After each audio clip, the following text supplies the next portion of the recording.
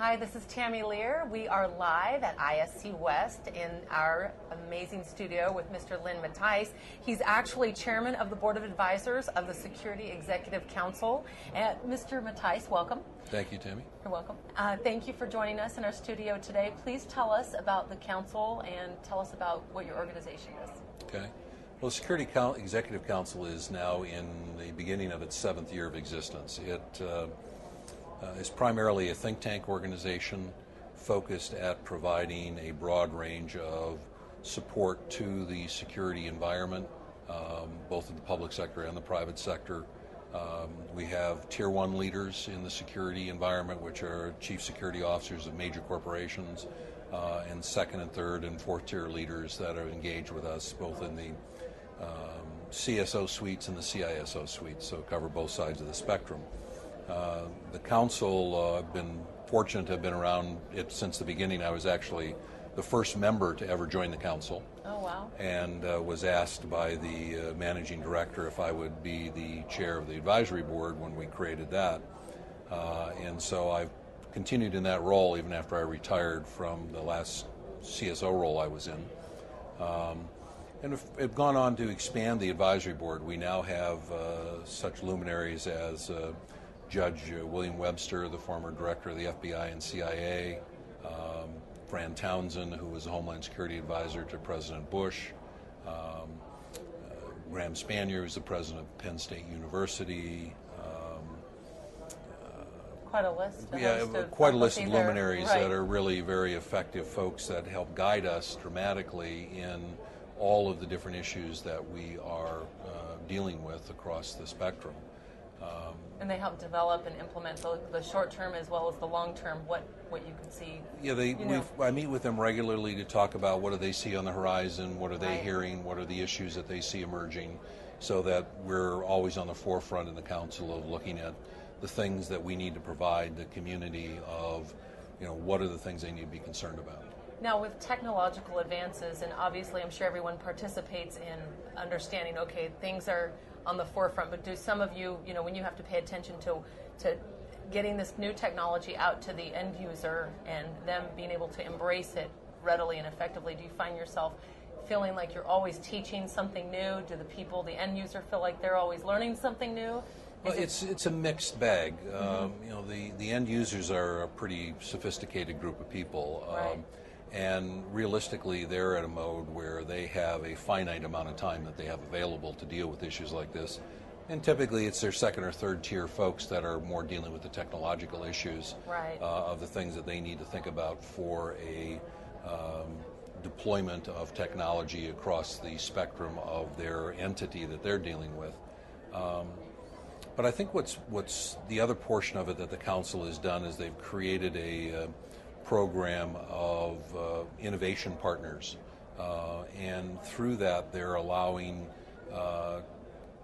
members of the organization to become aware of organizations that the council has gone in and spent time with and vetted and validated their capabilities and so forth, so that it's helping to fill that gap of who's out there can really do this for us and are they any good at what they really do.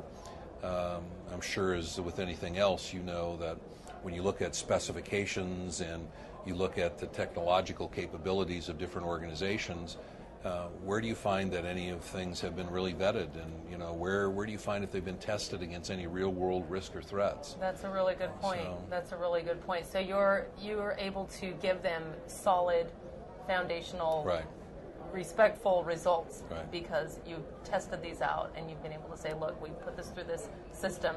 Are the standards pretty high and within that? Well, the council does a very effective review of the organizations that they put into that program, and it has to be an organization that they can really go out and talk to people that use the service, use the capabilities, and understand to make sure that their people are comfortable with what the program is, how it's handled, whether they get the kind of service and support that they're supposed to be getting out of the entities and so forth.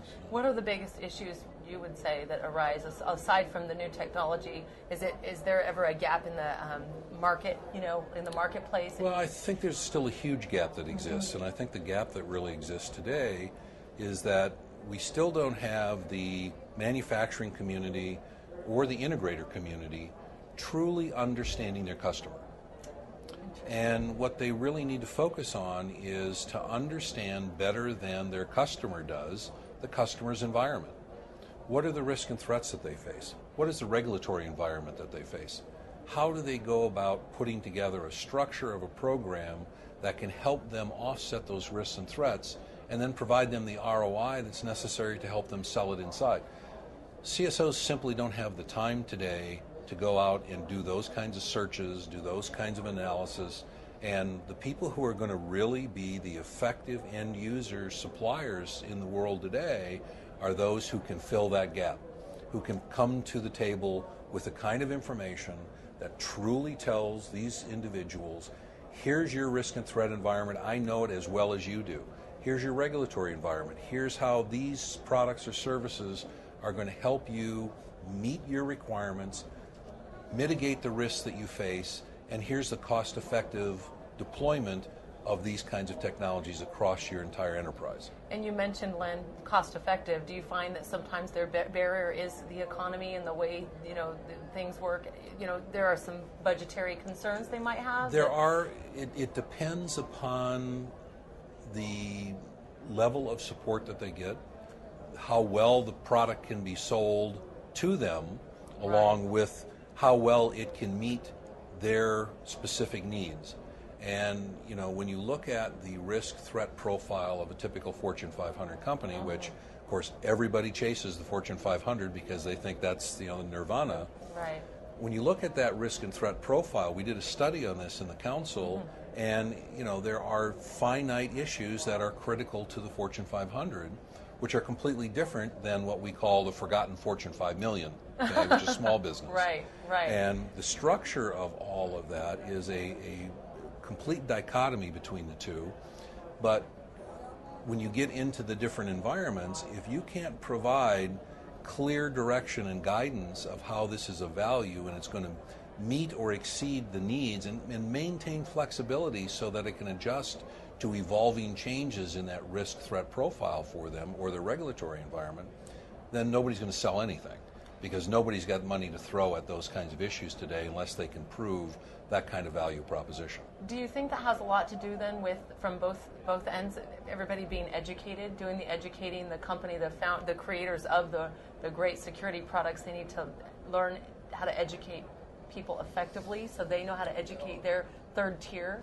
No, there's no question about that, and I think one of the problems is we still have in the manufacturing environment what I refer to as the field of dreams mentality.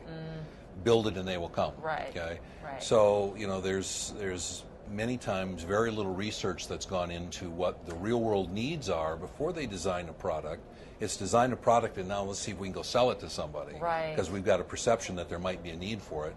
So I think there could be a lot more upfront research that's done about the marketplace and what the true needs of the marketplace are. And it comes back to that old saying of building a better mousetrap. Right. And the people who I think build a better mousetrap today are the ones who are going to be really successful. And I think until they start really grasping that concept and idea, it's still going to be a very strong uphill battle for them, because budgets aren't going to get any easier in companies. And what we see happening with the federal government as an indication of organizations that have real hard times controlling budgets, we're going to see dramatic reductions in those budgets. Right. Well, a lot of the industrial complex is driven by the government spending, and when we get down to the point that there's less government spending to go around, there's going to have to be trade-offs, and trade-offs are going to typically come of things that are not perceived to add dramatic value. Exactly, okay? Perceived. So the value needs to first, it's all in the value the manufacturing, proposition. What's the demand, what's the Right. need, create that value, Right. and they'll respect it in that fashion. And that's why if they go back to looking at the risk and threat profile and regulatory environments of the customers that they're trying to target, and really understand that better than their customers do, that's when they can start adding the value that's really going to put them into the sweet spot in selling products to their And community. they ask better questions, right? Absolutely. They start to, if they know what the sweet spot is, they know what kinds of questions to ask. And the more interface they then have with their customer community, which will then be more receptive as a customer community, because they feel like they're not just have something shoved down their throat, sold. Now they're going to be in a mode where they're going to be more open to having discussions with them about perceived risks that they have of emerging issues, emerging concerns, which will help them for the next level of generation of products. Right. Help them always be out in front of the marketplace Very. and truly providing the kind of value proposition that every one of us always searched for. Right, absolutely. Now we're halfway through the, actually we're pretty much done with the first day of the show. What do you think in terms of what you're seeing, and as far as in the security industry, what does that do for your industry, seeing this amazing turnout at ISC West? What do you see? What does it show us? Well, I think ISC has always been the granddaddy of the shows, and the great thing about ISC West is it's the one show where all of the new products for the year are put out to the public for the first time generally. It's the big splash that takes place every year. It's kind of like the consumer electronics right. show for the security industry. And it provides that vision of what the end users can expect that's coming down the pike for them that can help them. But then again, that's where I think more interaction with the end users, when they understand how to make that connectivity, is going to be able to allow them to be able to produce products that are going to be really the things that are not only that, but really get the excitement going. Right, very good. Well, thank you. You are a wealth of information, aren't you? Very good. Lynn, thank you so much for joining us again. We're with Mr. Lynn Mattice, and Chairman of the Board of the Security Executive Council. Thank you for joining us at ISC West and in our studio today, sir. Have a beautiful day and have a great show. Okay? Thank you. Thank you so much. Really enjoyed it. Thank you. Thanks.